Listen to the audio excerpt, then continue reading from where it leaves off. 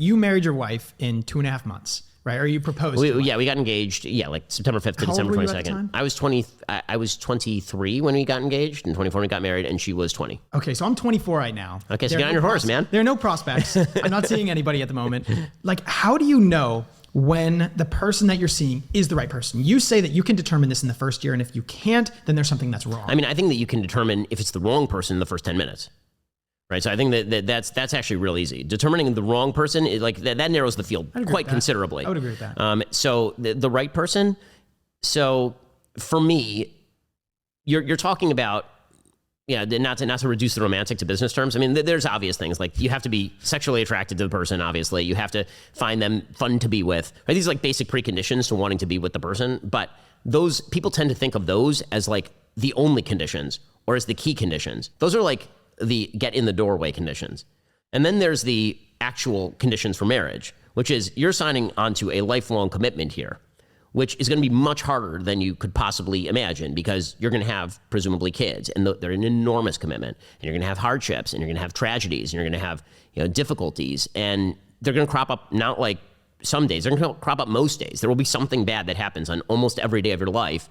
And the person who you are marrying, it's a leap of faith because the person who you know now is not the person who's going to be there 15 years from now, because people tend to change and people tend to, develop habits, or their habits get more ingrained or less ingrained. The nice thing about getting married young is that you're able to sort of shape each other a little bit, which is nice. When you get married older, everybody's got their baggage, everybody's got their established modes of life, and it's kind of harder to make those mesh. Her being 20 and me being 23 when we met, it's not like there were like tons of things that we were like, these are the things, but the things that we did share were the unshakable things. Now what age does that tend to be ingrained? Like, let's say 35, 40, where people just get set in their ways. I mean, no, I think it's way earlier. Okay. I think this is a huge mistake society has made. I mean, I think frankly, people are getting married too late on average. Right now, I think it's 28 for men and 26 for women. I think it's way too late. That's way too late. I mean, how many people do you know who are 28 and have no ingrained habits or things that they're really kind of used to, ways of life, patterns of thinking? When things get like fully ingrained, when you stop changing is really about 70. Like you're going to change all the way up to them, but change in your life is sort of a reverse exponential curve, right? I mean, like you change a lot the younger you are, and then it kind of diminishing returns over time. So the sweet spot to get married is probably as the curve is here. Right, like before you get to the full diminishing returns, because you can still mold and adapt to each other and your habits. Don't you think if you're set in your ways, you could find someone else who blends with that? It's harder. You're both, on the same page. I mean, it's definitely harder. Yeah. Right? The more set in your ways you are. Now, I will say that you do want to be set in your values. Right, so the thing that you need to be identical are your values, or if not identical, very close to identical. Right, so like for my wife and for me, so my dad, and I quote this all the time, he always says that in order for people to get married, you have to make the pre-commitment in your mind that you're ready to get married. You don't meet the person that you want to marry and then decide you want to get married. You decide you want to get married, and then you meet the person you want to marry. Because it's a different headspace. It's a different way of thinking about the thing. It's the difference between saying, I'm going to toss $5 at a penny stock and saying, I'm going to spend $100,000 investing this portfolio. $5 in a penny stock, you just toss $5 in a penny stock, who cares? But when you're investing like a full portfolio for a 30-year period, you better damn well be thinking about what exactly your principles are. And so, when it comes to a relationship, you have to be thinking like, what is life going to be like 15 years from now? So we've been married for 15 years now, and our life is 4 children, right? And those children rely on us to be solid and to show them what a good relationship looks like, and to be there for them. And even if we're frustrated, to keep that frustration within certain boundaries. They're relying on that. And they're relying on a solid set of values that they know that they're going to get the same answer from mom and dad. You don't want your kids value shopping between mom and dad. It's a real problem. So knowing that meant that the way that I, picked my wife, I can't speak for why she picked me, because who knows, but the way that I picked my wife was, effectively, I saw a picture of her. I saw she was beautiful. Okay, we're now past like very low bar to get in. I met her and I knew she was really nice. And my sister had also, who fixed us up, she had told me that she was a very nice person. So I knew that she was like not mean or nasty. And then of course it turns out she's the nicest person ever. My wife is an incredibly nice human being, which is why that's where the contrast went. But like once that was true, I also knew that she was Jewish, which was huge for me because I think that religious agreement is really important in marriage. I knew that she was Orthodox, so now it's an even smaller group.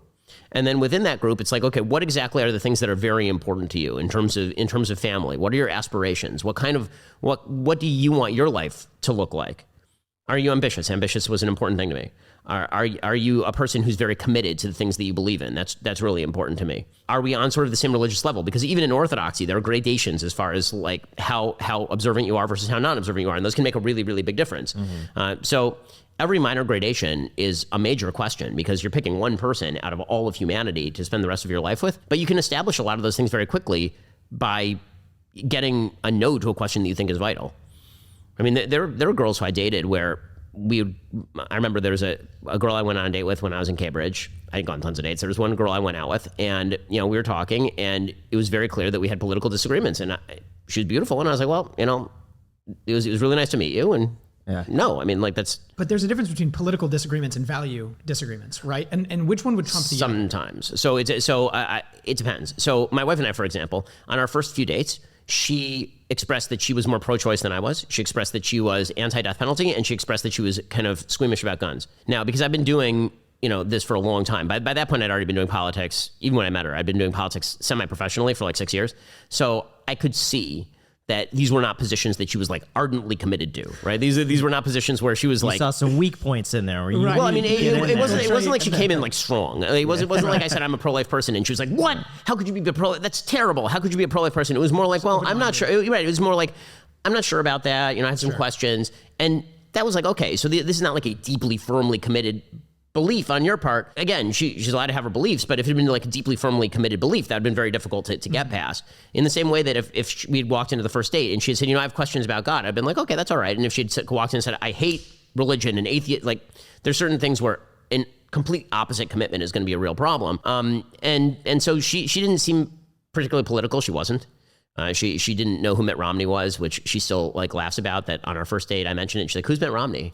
And I found that kind of charming. Like she is not a political person. Like she and I agree very much on politics now, and did pretty much as soon as she got informed. I would say she's more pro-life than I am now, but which is almost impossible. She's certainly as pro-life as I am, because I'm not sure that there's a further extreme. But she's not political. She'll listen to the show when she has a chance. She doesn't follow the news all that much.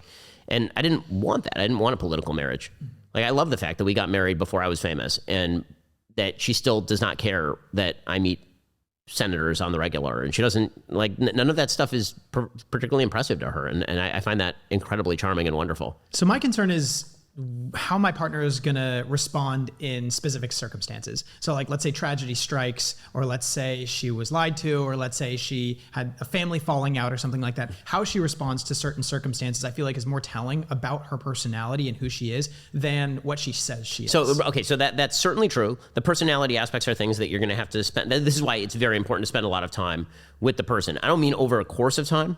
My wife and I, once we started dating, when I say we dated for 3.5 months or 3 months or whatever, people tend to believe that means that we went on like 12 dates, like we went on a date a week or two. It was every day, multiple hours a day. Like once we were past like the first week, I was bringing her dinner every night. Like she would be studying for her finals or whatever. She was a junior at UCLA then, and I'd bring her food, and we were spending hours a day every day. By a month in, I said we're never spending a Shabbat apart. So I would like sleep over at the co-op facility where she lived, this Jewish co-op. I'd sleep in some other room, and then we'd spend all of Shabbat together. So we were spending like lots and lots of time together. And so you could see her in different circumstances, and you see people in different circumstances, and that is definitely important in terms of personality. But again, I think that the values question is a really big one, because you have to be thinking about how you build a household. The blessing that you typically give at a Jewish wedding is that somebody should be zocha to build a bayis ne'eman b'Yisrael, which means in very Ashkenaz Hebrew that you should merit to build a faithful house in Israel. A marriage is missional. It's not just a contract. It's a mission. So what does that mission look like? What are the end goals of that mission? And then you have to orient your values toward what the end goals of that mission are. So, there are marriages where the mission is just to have a good time and go on vacation. Okay, well, if that's your central value, then that's your central value. Mm-hmm. For us, our central value is how do we raise Jewish, Orthodox, moral kids. Okay, that means that's like several things in a row there, right? Jewish, which means I have to marry inside the religion. Orthodox, which means a certain level of practice. And moral, which means we have to have certain agreements on virtue and ethics. We went for it was a 3-hour date. Like we went and we started at 3 o'clock in the afternoon, and we wrapped it up around 6 o'clock in the evening. And we walked and we talked about like free will and determinism. These are like issues on date number 1. And you can ask my wife like that. Like date number 2 was like death penalty and gun control. Like How it was quickly that kind do of you stuff. get into that? Like you meet her, you're just like, hey, what are your thoughts on determinism? Like, It was more like weed them through, you know. yeah, exactly. You got to run them through the paces real quick. No, it was more like, you know, you get past hobbies and it's nice to meet you, and then, you know, either the conversation flows or it doesn't. And it kind of, yeah, I mean, it wasn't like I was quizzing her on it. It was more like, you know, here's some stuff that I think I said I was writing on something. She said, what are you writing on? And I'm like, yeah, exactly. Here's what I'm writing on. And then that turned into like, and then as we were getting out of the car, before she got out of the car, before I dropped her back off, I said to her, I don't hold by like any of this, you know, 3-day nonsense where I'm going to, you know, make you feel as like insecure. Like, are we going on a second date? I would like to go on a second date with you. So if so, name me a time and date. And she did, and the rest is history. Like from her side, it's kind of funny because I drove up. So after law school, I was like, I'm a lawyer. I'm a lawyer in LA. I'm gonna get a car. So my first car had been a 1986 Honda Civic with no air conditioning that in my family was sort of a hand-me-down. It started with me. We bought it for $400. It went to my sister. Eventually it became known as Trusty Rusty. And my second car was a 2006 Mustang GT convertible, which was baby blue. And I drove up, and the way my wife tells it, I drove up and she's like, who is this asshole? And then I got out and I was wearing like, I didn't know how to dress at all in those days. I still really don't. I have people who give me clothes to wear. But now I know I think a little bit more, but that's after years of prep. At that time, like my idea of a nice outfit was like a faded polo shirt that was at least a size too big and some like dad jeans. And so I get out and I look like a complete nerd. And if you look at pictures of me in those days, like my hair now is at least somewhat okay. But my wife saw that and she's like, oh no, he's just a nerd. That's good. And so like it's not like the girl who takes off the girl who wears the glasses, the guy just takes off the glasses. Like, there you go. Yeah, exactly. I think she saw that. Yeah. Yeah. What she really saw is like the opposite, right? It was like, it was like, oh, he's driving up all cool and boss. But what a jerk. Who drives that car? And then I get out and I'm like a super nerdy guy. And she's like, oh, okay, it'll be fine. Where did you budge in the relationship? How did she change you for the better? I'm famous for not having feelings. I do have feelings, but pretty much only about my family. Like if you saw me in context with my kids, I'm a warm ball of mush with my kids and with my wife. Like I'm a really, really, really committed father and husband. Like that is my thing. And I go out of my way for my wife in extraordinary ways and for my kids in extraordinary ways. So that's, like, I never cried in a movie before I got married, right? Then you cry at movies, and then when you see your kids, it completely changes everything. The way that I've expressed it before is that basically, I think this is true for everyone, but it's particularly true for me, that basically your range of emotion when you're single is like 10 on the upper end and 0 on the lower end. Then you get married and goes to like 20 on the upper end, because when you're with your partner and it's really happy, it's phenomenal, and like negative 20, because if you're at odds or if something bad is happening to your partner, it's the worst thing in the world. And then you have kids, and all limits are completely removed. Like by far the worst things that happen are with your kids. They're like my daughter, my oldest daughter, for example, she had open heart surgery when she was a year and a half, like horrendous. And like the worst things that happen, but the best things that happen are like 3 days ago, I've got all 4 of my kids. They're all in one room, and the baby is little. He's like 2 months old, and my 3-year-old daughter is having her hair brushed by her older sister while my son who's 7, is reading them a book. And like that stuff, it's amazing. But when the kids are being jerks, it's really awful. Like this so all limits are removed. So what she, I would say that she also taught me that communication can be different to different people. So yeah, I kind of knew that before, but it certainly matures you, because being married means that you can't communicate to your wife in the same way that I would communicate to other people.